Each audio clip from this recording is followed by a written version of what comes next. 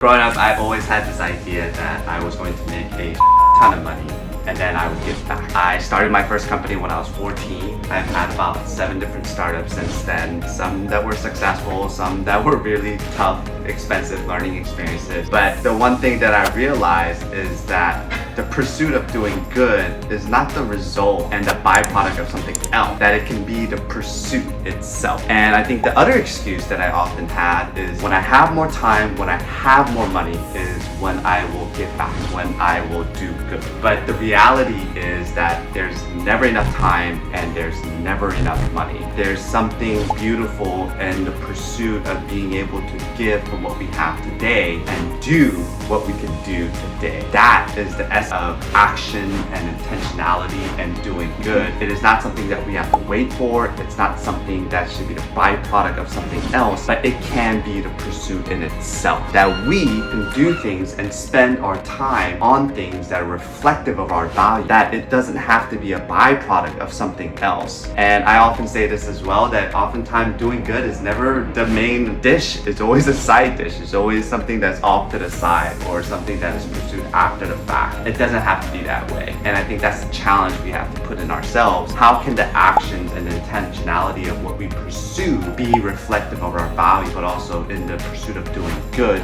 Can that be the path forward without it being a byproduct of something else or the result of something else? I believe that we are defined by our action, not our intentions. So the challenge is, how can you do good today? How can you use the time, the resources that you have today to pursue doing good?